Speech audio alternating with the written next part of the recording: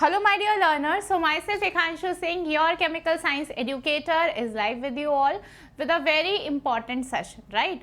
तो जितने भी लोग यहाँ पर CSIR नेट की तैयारी कर रहे हैं और ईदर सेट एग्जाम्स की तैयारी कर रहे हो आप लोग या फिर असिस्टेंट प्रोफेसर के एग्ज़ाम की, तो सबसे पहले सभी का फिजिकल केमिस्ट्री का जो सिलेबस है वो ऑलमोस्ट सेम है। सेम क्या, एग्जैक्टली सेम ही है, same syllabus cut copy paste हर जगह आपको मिलने वाला है।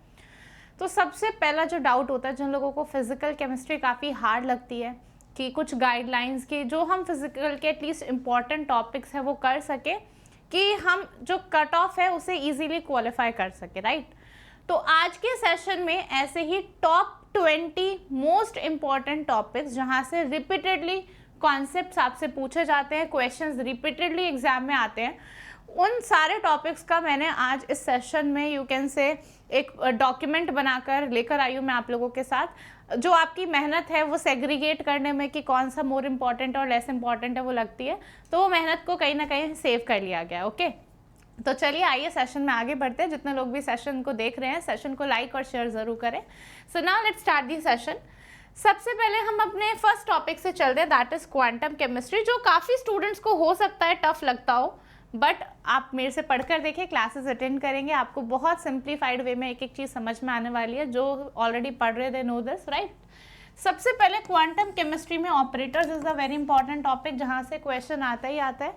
पार्टिकल इन अ बॉक्स में चाहे हम नेट का एग्जाम ले लें चाहे गेट का एग्जाम ले लें, एक 4 मार्कर्स और अगर हम गेट की बात करें एक NAT ज़रूर देखने को मिलता है। Then harmonic oscillator, hydrogen atom, rigid rotor, ये जो मॉडल्स हैं ये इंपॉर्टेंट है, यहाँ से एक नया क्वेश्चन उठकर आता है।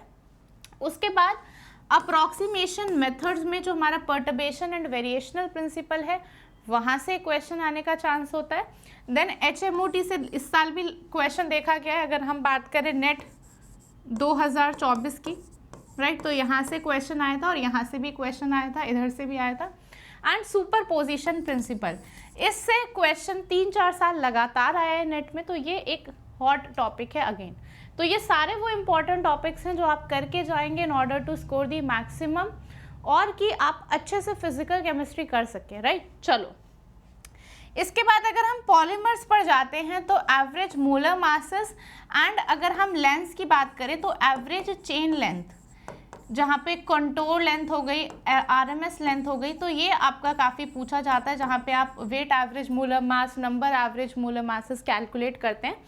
एंड उसी में ही जब हम विस्कोसिटी एवरेज मोलर मास निकालते हैं तो एक मार्क होविंग इक्वेशन हमें पढ़नी होती है, उससे काफ़ी क्वेश्चन पूछे जाते हैं। एंड काइनेटिक्स ऑफ पॉलीमराइजेशन से 4 नंबर का क्वेश्चन मैंने अपने नोट्स में भी आप लोगों को कराया था, और ये क्वेश्चन एग्जैक्टली सेम का सेम डिट्टो क्वेश्चन आपका इस बार अगेन नेट 2024 में पूछा गया था। तो ये हमारा इंपॉर्टेंट टॉपिक हो गया अगेन, ठीक है।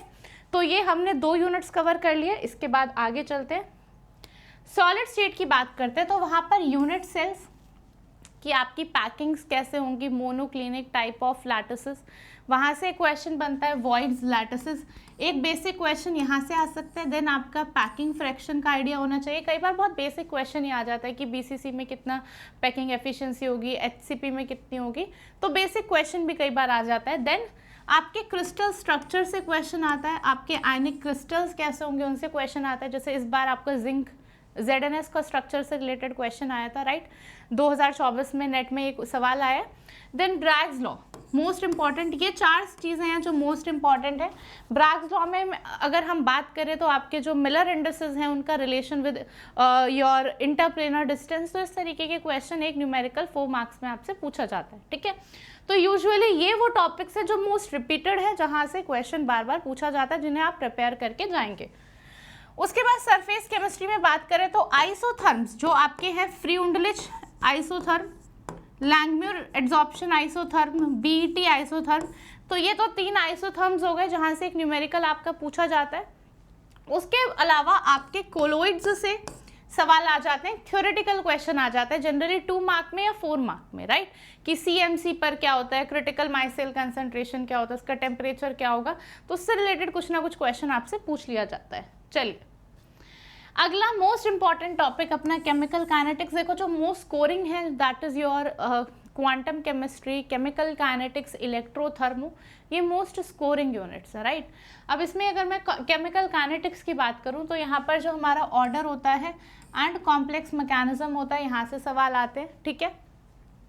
देन माइकलिस मेंटन इक्वेशन हो गई, टाइप्स ऑफ काइनेटिक रिएक्शंस हो गए, थियोरीज हो गई जहाँ पे हम activated complex theory, collision theory, Lindemann mechanism, ये सब पढ़ते हैं, and then the salt effect, ठीक है। तो ये सारे इंपॉर्टेंट टॉपिक्स हैं केमिकल काइनेटिक्स के, जो आप पहले केमिकल काइनेटिक्स पढ़ते आए हो ग्रेजुएशन तक। उसमें मोस्टली हम ऑर्डर और माइकलिस मेंटन पढ़ लेते थे और समझते थे हमारा काइनेटिक्स पूरा हो गया, बट उसके साथ साथ थियोरीज भी करने हैं, सॉल्ट इफेक्ट भी करना है, यहाँ पर आपका काइनेटिक इफेक्ट भी यहाँ पर हम पढ़ते हैं, जहाँ पे हम फास्ट रिएक्शंस पढ़ते हैं, राइट। तो ये सारा मिलाकर अपना केमिकल काइनेटिक्स बनेगा और इससे क्वेश्चन आता है। और यहाँ पे मैं कहूँगी कि जो क्वेश्चंस होते हैं काफ़ी स्कोरिंग भी होते हैं अगर आपने अच्छे से कॉन्सेप्ट किया है। प्रीवियस ईयर जो क्वेश्चंस अगर आप लोग लगा कर गए हैं तो आपको मैक्सिमम समझ में आ जाएगा कि क्वेश्चन को किस तरीके से अटेम्प्ट करना है, ठीक है। चलो, देन ग्रुप थियोरी में लेवल आसान होता है अगर आपने पढ़ा है, जिसकी इमेजिनेशन पावर अच्छे है, जैसे ग्रुप थियोरी हार्ड लगता है वो मेरा कोर्स रेफर कर सकता है। आप लोगों को अनअकैडमी के जैसे ही आप एप्लीकेशन को लॉगिन करेंगे, उसमें CSIR UGC नेट सेलेक्ट करेंगे, आप जाएंगे एप्लीकेशन में, मेरे कंप्लीटेड बैचेस में आप देख सकते हैं मैंने फिजिकल केमिस्ट्री का ग्रुप थियोरी का बैच लिया हुआ है। वहाँ पर एक बार जिसने पूरा ग्रुप थियोरी पढ़ा है, आई कैन बेट कि आपको कोई डाउट नहीं रहने वाला है, ठीक है। तो सिमेट्री एलिमेंट्स हो गए, पॉइंट ग्रुप्स हो गए, करेक्टर टेबल हो गए, इरेड्यूसिबल एंड रिड्यूसिबल रिप्रेजेंटेशन, इससे मिलाकर एक क्वेश्चन आता है। एक क्या, अब ग्रुप थियोरी से number of questions have been increased. पहले सिर्फ एक आता था, ऑन एंड ऑफ आता था, अब हर साल 2 क्वेश्चंस तक तो हम देख ही लेते हैं आराम से, ग्रुप थियोरी से आते हैं। और क्वेश्चंस अच्छे हैं, आसान है अगर आपने प्रैक्टिस की हुई है। प्रीवियस ईयर अगर आप अच्छे से करके गए हो, कॉन्सेप्ट्स क्लियर है, ग्रुप थियोरी इजीली लगा लोगे आप। चलिए, थर्मोडायनामिक्स से देखिए अगर हम क्वेश्चंस की बात करें तो जनरली हमारे कैलकुलेशन बेस्ड क्वेश्चन आते हैं from the laws, first law, second law, third law of thermodynamics. Entropy calculation से क्वेश्चन आता है, डेल्टा G, डेल्टा H, ये सारी कैलकुलेशंस बेस्ड, और मैक्सवेल रिलेशंस। तो ये इंपॉर्टेंट पॉइंट है बेसिकली थर्मोडायनामिक्स का।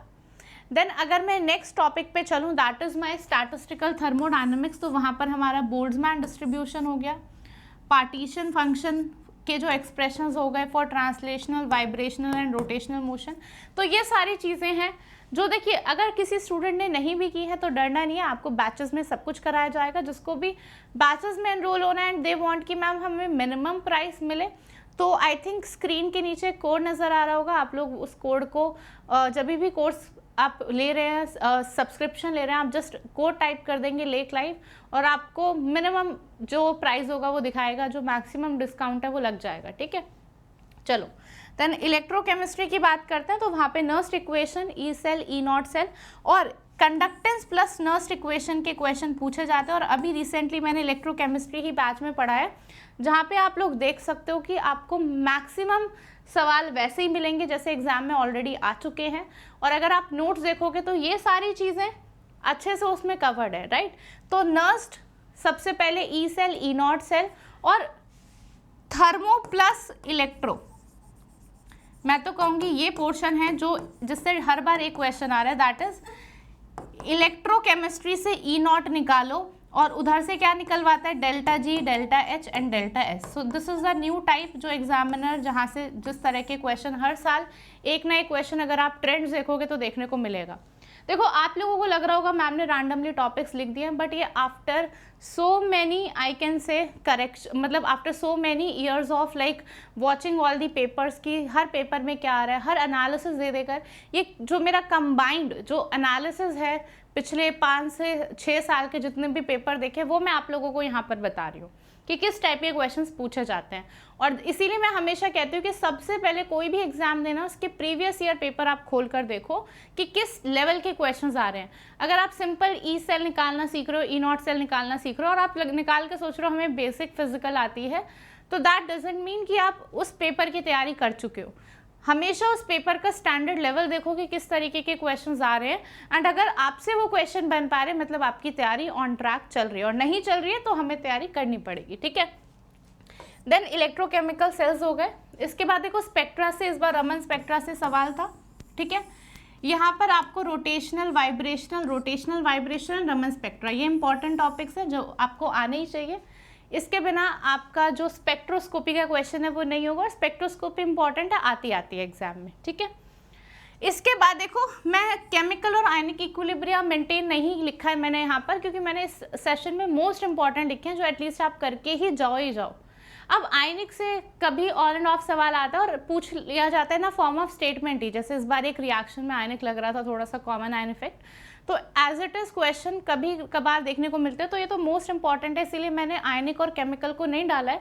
बट जो फेज कैलकुलेशन है, फेज डायग्राम में यहाँ से क्वेश्चन आ जाता है, तो फेज इक्विलिब्रियम आप अच्छे से एटलीस्ट करके जाओ, ठीक है। सो ये मेरा पूरा एनालिसिस था कि कौन कौन से 20 मोस्ट इंपॉर्टेंट टॉपिक्स हैं यूनिट वाइज, वो मैंने आप लोगों को इस सेशन में दिखाया है। सभी लोग सेशन को बहुत अच्छे से फॉलो कर लेना, सेशन पसंद आए तो लाइक ज़रूर करना, और किसी का कोई भी डाउट है तो कमेंट सेक्शन में मुझे ज़रूर बताइएगा। साथ ही साथ मेरा टेलीग्राम ग्रुप भी आप लोगों के साथ, मैं ऊपर ही मेंशन कर देती हूँ, CHEMSTRING बाय लेखांशु मैम, तो वहाँ पर भी जाकर आप मेरी क्लासेस का लिंक मैं डेली डाल देती हूँ, जो भी मेरी क्लासेस होती है वहाँ से आप मुझे देख सकते हैं। किसी को कोई भी डाउट पूछना है, you people can ask me in the group, right, ठीक है। एंड जितने भी स्टूडेंट्स हैं जो नेट की तैयारी ऑनेस्टली करना चाहते हैं, अभी रिजल्ट आ जाएगा, जिनको पता है कि हमारा उतना अच्छा स्कोर नहीं है और जो आगे के लिए तैयारी कर रहे हैं, आई विल अगेन से यू ऑल अच्छे से नेट की तैयारी स्टार्ट कर दो। एंड जिसको है कि मैम एक मॉनेटरी एंड भी होता है कि मैम थोड़ा सा फीस कहीं ना कहीं सब्सिडाइज हो जाए, तो जो मेरा कोड है वो आप यूज़ कर सकते हैं for the maximum discount, right. So चलिए, that is it for the session. I hope आप लोग अच्छे से तैयारी करेंगे। एंड किसी को और भी कोई डाउट है तो please drop your comment in the comment section, okay. So have a good day, thank you so much, bye bye.